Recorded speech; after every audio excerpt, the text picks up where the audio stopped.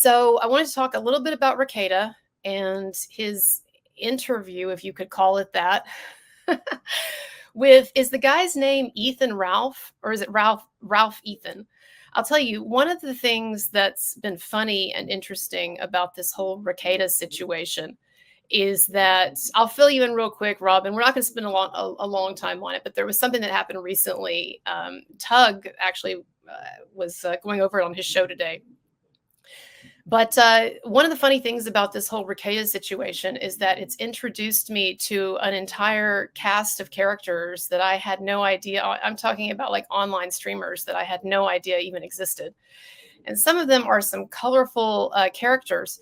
So anyway, he went on, okay, thanks, AJ, Ralph Ethan.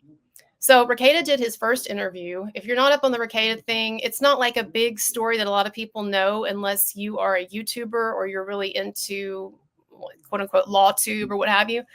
But he was a big law tuber. You might say the law tuber, original law tuber, OG law tuber.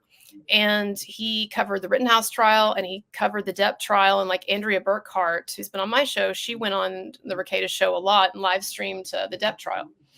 So anyway, he's an attorney in Minnesota and he got busted for what was arguably a lot of I have in my life, I've known a lot of people doing a lot of drugs, and I myself have definitely done some things. And the question of whether a gram, if that's truly how much they found, now there's some question of like whether the cops overestimated the amount and like with the packaging and everything. But let's say that they found a gram at his house.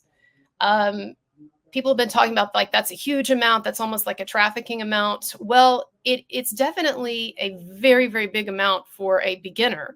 But if one is partying a lot, or if one is doing it a lot, or maybe if one is having a lot of people over to one's home and partying a lot, then it's not as much as one might think. So I don't know. One of the things that'll be interesting in this whole situation is to see like how Rekieta's defense deals with the most compelling piece of evidence in this, which is the, bag of drugs that the cops found at his home.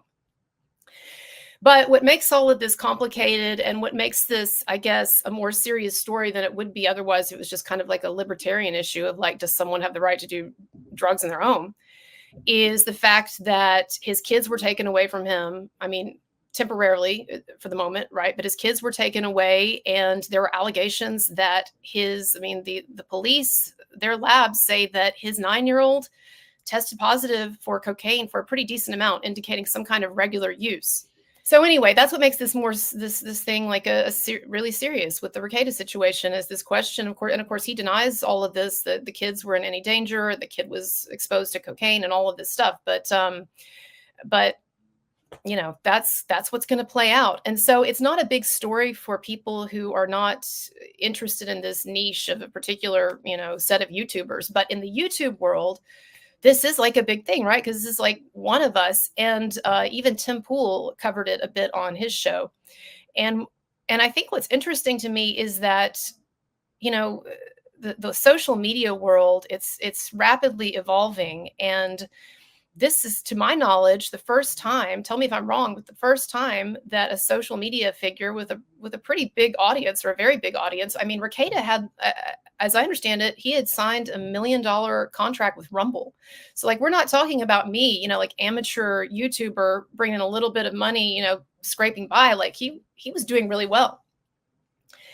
And so this is the first time to my knowledge that something like this has happened, where instead of, when someone gets busted, gets in trouble like this, instead of retreating and saying, okay, I'm closing up shop and I'm going to focus on this legal stuff and focus on my family, he's very defiantly saying, nope, I'm going to keep the business going, keep the streaming going.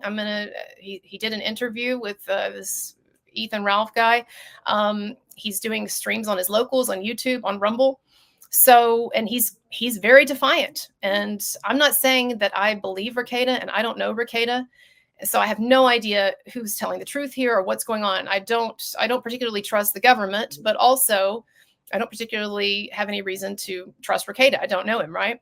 And so but he's being very defiant. And this is really the first time that I can think of where you have like a major social media figure who gets in a lot of shit and has a lot of his viewers even turn on him, a number of them, understandably, who said, you know what, I'm gonna keep doing all this, and basically kind of like fuck you to my haters. So it's interesting, and I don't know, like, again, I don't know what to make of it, but I'm covering it because just personally it's interesting to me. And I'll tell you something else that's interesting about this, and Tug was talking about this today, and Tim Pool was talking about this actually as well, is that we streamers, we really do, by the very nature of what we're doing, we really blur the line between private life and public life.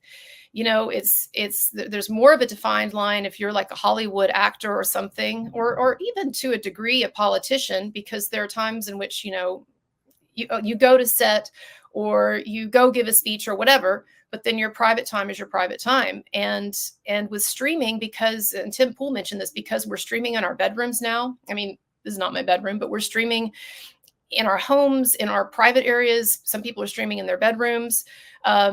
We're talking, sometimes our family members come on camera, or people even have their kids on and stuff like that. I'm not saying it's right or wrong, but like they're really, and we talk about our personal lives a lot because we are the characters, right? It's not like I get on here and I play a character like George Clooney or someone would play a character.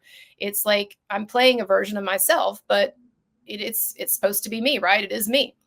And so there's this interesting blurring of the line between public and private that is creating a number of these kind of strange scenarios, right?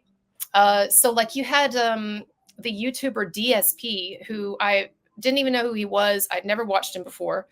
But through this Rekieta thing, I found out that there was this YouTuber who basically accidentally jerked off on camera because he was drunk and he forgot the camera was on or something like that, right?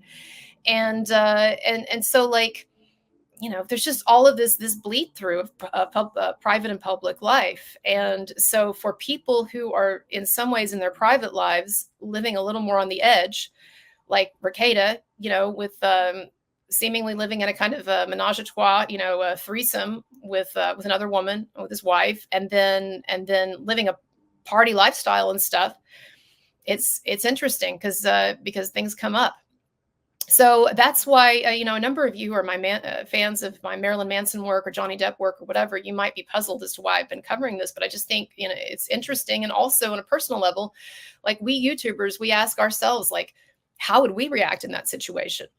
Because I'm not worried about the cops coming and busting down my door or whatever and finding a gram of coke, but everybody in their private life has issues, problems, weaknesses, drama, right? And so it's interesting to think about this question too, of like drama from the real world erupting into your streaming. So I don't know, but here's what I wanted to talk about briefly with Rekieta.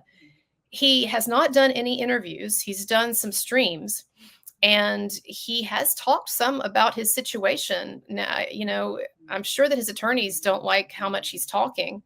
He doesn't answer all questions, and he tries not to get into the specifics much, but I mean, he definitely, I think, has been talking about his case.